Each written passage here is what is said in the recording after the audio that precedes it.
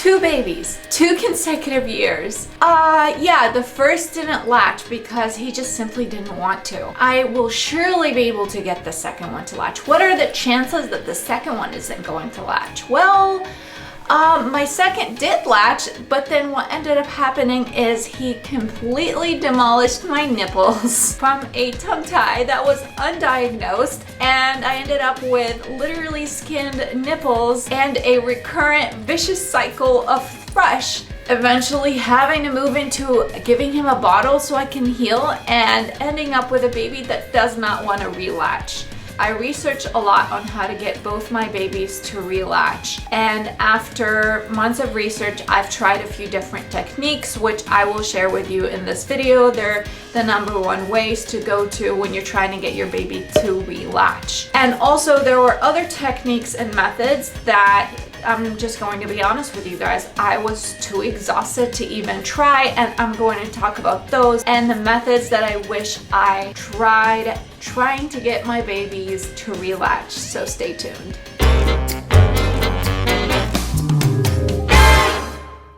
For those of you that do not know me, I'm Mommy Shark, and if you guys find this video helpful, make sure to hit that subscribe button and push the notification bell, or otherwise you won't see when I upload new videos. I was eventually able to get both my babies to latch, but it was an intermittent success. It wasn't full-time success, and that's why I'm going to talk about other things that I should have tried as well to help my babies latch. Okay, so I'm going to talk about the techniques that I did try, and then later on in the video I will talk about the other techniques I didn't try and wish I had tried to get both my babies to relatch. Check out the description box below if you're interested to jump into different sections of this video. I will make sure to outline those for you. First thing you need to do is try to get your baby to latch with no pressure.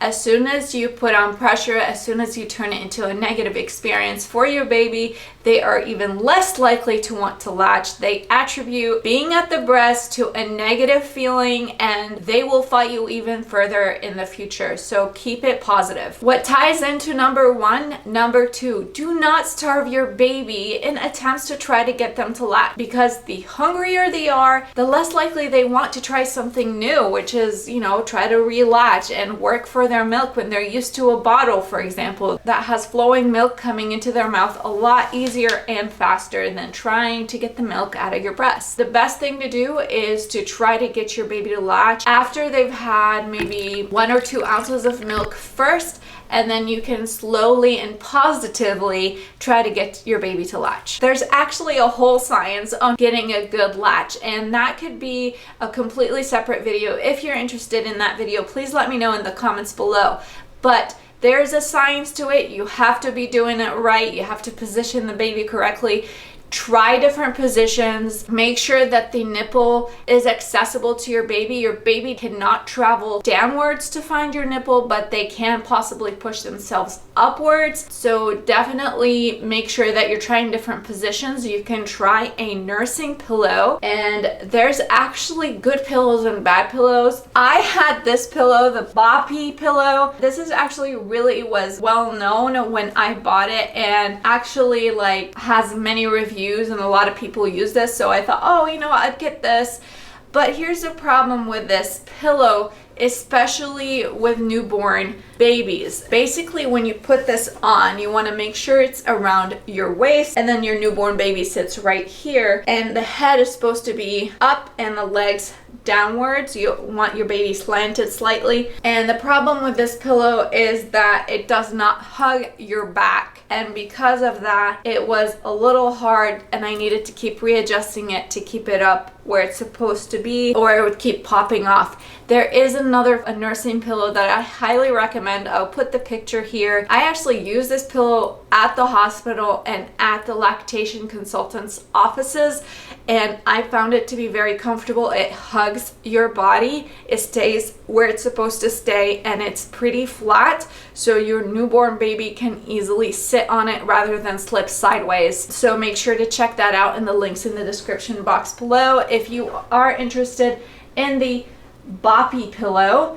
This one is also in the description box below, and this one worked for other purposes, which I can share with you in the future, but it does also work with nursing if you need it to. Number 4. You want to make sure you're doing a lot of skin on skin, especially at the beginning of life. That some people even have had success with their baby relatching when they're in a warm bath and they're having skin to skin, and the baby basically literally just crawls up your chest and roots to find the breast and finds the breast successfully. And that's how some people have been able to get their babies to relatch. I actually did not find this in my research anywhere, but number 5, I tried getting my babies to relatch while they're sleeping. It was pretty intrinsic to them. Whatever they were doing while they're sleeping, the sucking was pretty intrinsic, and they were not maybe fully aware at the flow of the milk or how fast it was coming out, or how hard it was maybe to pull out the milk comparing to the bottle that they were used to. So I've had a lot of success with getting my babies to latch at night specifically. The 6th thing that I tried is trying to take the transition one step at a time. So if the baby was completely used to a plastic, like for example Dr. Brown's nipples, or nipples that are very artificial in shape and not necessarily representing the mother's breast, you need to take it one step at a time. Either start transitioning from those typical nipples to a nipple that more mimics the mom's nipple in feel and shape. And then you can also try, what I did try a lot was the nursing nipple shield. They come in packages like this. This is the Medela. This is the one that I would highly recommend. This is the one that worked for me. There are others out there, like I got this brand off of Amazon, and oh my gosh, does it not work, because your nipple, can you imagine shoving your nipple into this little nipple right here? It was very painful. It did not support the shape of the natural nipple. It was really difficult to actually get my nipple to fit in these. So I would highly recommend the Medela. As you can see, the shape is a lot more friendlier for the nipple to go into it. Number 7, you need to create an instant reward system. So if your baby is used to literally getting a bottle and immediately getting milk out of it, it's going to be a tough change for them to try to get on your breast and wait for a letdown and wait for them to actually be able to suck the milk out. If you guys are not aware, getting milk out of the breast for the baby is a lot more work than getting milk out of a bottle, which actually that leads me to the fact that I, with my baby, especially the second one at the beginning, I had him on Premie nipples so that he is used to working to get the milk, so that when I transitioned him back, as I healed from the wounds that were created from the tongue tie, I would put him on the Premie nipples so that he is not shocked when I put him back on the breast, and that he is still willing to work for the milk. If I did try to put him on the breast or tried to use the nipple shields, I made sure to put a little breast milk on top of the nipple shield or on top of my nipple, and a little breast milk in the nipple when I put it on, so that when he immediately latches on, he knows there's milk, he knows it's coming. Just more of a don't give up, it's there, you just need to slightly work for it. The other thing, and this is kind of a long story, but if you guys are interested in it, make sure to check out my thrush video on how to get rid of the #1 silent killer, my thrush video in the description box below. But I didn't find this out with my second baby until it was too late,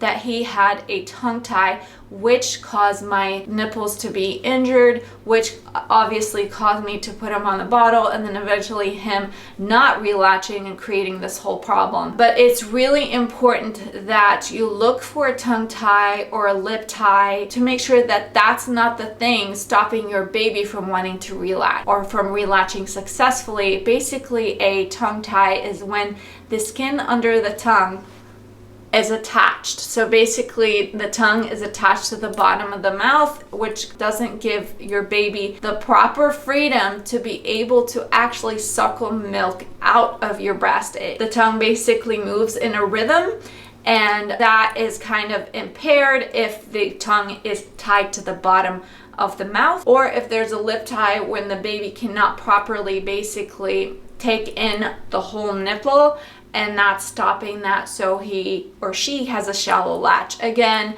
let me know in the description box below if you want to know more on that. I can release a video on that. Then the last thing that I made sure to try is I softened the breast, especially if you're engorged and you're trying to get your baby to latch.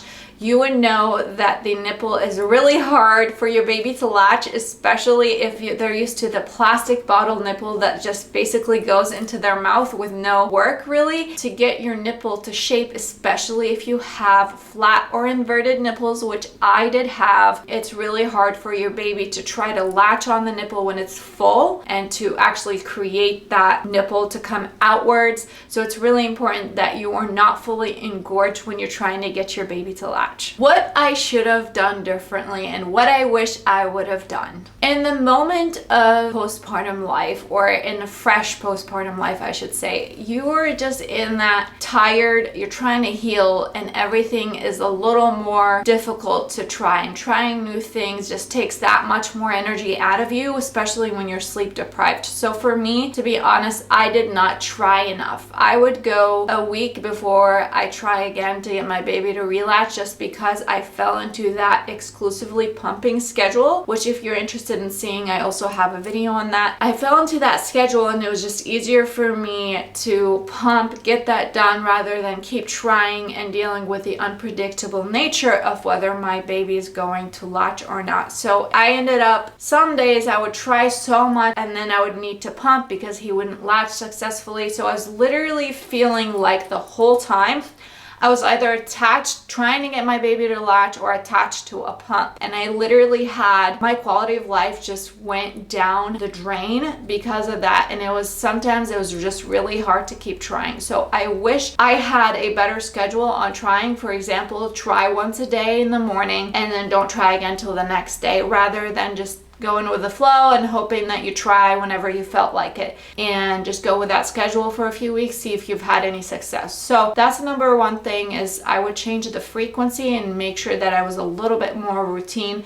with my attempts. Another thing I did not do was the recommendation is, if you are trying to get your baby to relatch, that only you as the mom should feed your baby from a bottle or whatever it is, till your baby understands that you are the food provider, and maybe, just maybe, your baby might latch eventually. But I did not do that, again, for the same reasoning that I was just tired and needed help because I was exclusively pumping. So I wish I would have tried that exclusively for at least a week to see if my babies would have latched. Another thing is called pace feeding. You have to make sure that you guys are holding the bottle literally horizontally to the ground, rather than holding the bottle straight into the baby's mouth. That way your baby is used to having to suck the milk out, rather than the milk just simply dropping in his or her mouth. And that would also help with the transition to the breast. Another thing that I wish I tried was using a nursing supplementer. Using a breast supplementer, which is basically a tube that's attached to a bottle that you attach to your breast. And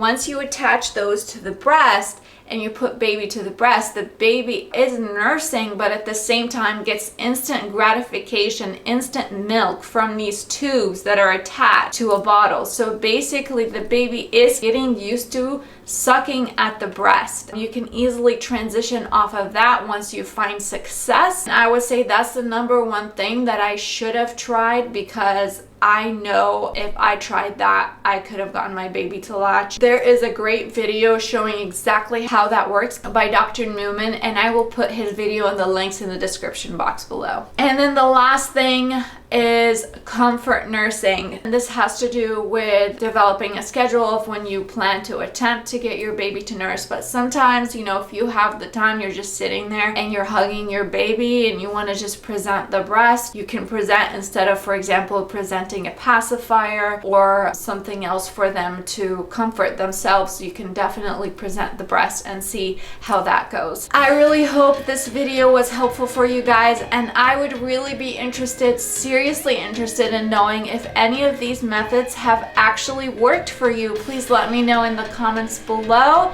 And if you have any other comments or any helpful suggestions for the moms watching this video, please also add that in the comments below. Thank you guys for watching, and stay tuned for more.